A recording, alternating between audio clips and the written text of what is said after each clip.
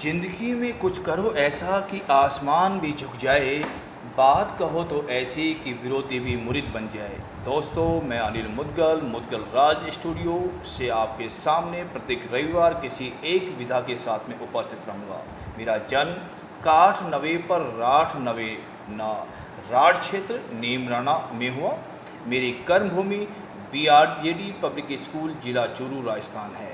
मैं आज एक छोटी सी कहानी, एक ऐसी कहानी जो सत्य है और अद्वितीय भी, जिसे सुन आप बुदबुदाने लगेंगे। ज़िंदगी में कुछ करो ऐसा कि आसमान भी झुक जाए। बात कहो तो ऐसी कि विरोधी भी मुरीद बन जाए। अलवर ज़िले का एक छोटा सा गांव के चौधरी साहब अपने छोटे से परिवार के साथ सुख में जीवन व्यतीत कर रहे थे। धन दौलत शोहरत पत्नी पुत्र बहू सब कुछ था उनके पास। चंद दिन पहले ही बेटे की शादी बड़ी धूमधाम से की थी।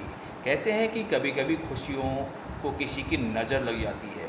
यह समय गतिशील है, परिवर्तनशील है। सुख दुख दिन रात का चक्र चलता ही रहता है। इसी का नाम जिंदगी है। परंतु असली जिंदगी को जो बदल दे वो जिंदगी है। एक दिन चौधरी साहब का इकलौता बेटा एक सड़क दुर्घटना में परलोक सिधार गया।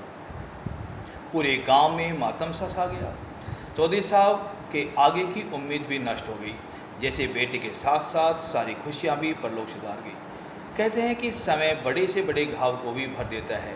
कुछ माह गुजरते न गुजरते एक दिन बेटे की बहू ने अपनी सास माँ से कुछ मंत्रणा की। क्या मंत्रणा की वो उन दोनों के अलावा और कोई नहीं जानता। सास बहू मंत्रणा के अनुरूप सुबह सुबह अलवर शहर को निकल गई। किसी को नहीं पता कि दोनों क्यों गई, कहाँ गई। चौधरी साहब ने पूछा तो उसे सुना अनसुना सा कर दिया। 3 माह गुजर गए। एक दिन चौधराहे ने चौधरी साहब को ऐसी खबर सुनाई कि वो उछल पड़े। क्या तुम माँ बनने वाली हो? जी। और सारा वाक़या सुना डाला। बहू भी पास में खड़ी थी। चौधरी साहब के आंखों में आंसू, श्रद्धा के आंसू झरझर झरने लगे। 6 माह बाद चौधरी साहब के पुत्र रतन की प्राप्ति हुई। धूमधाम से जन्मोत्सव मनाया गया।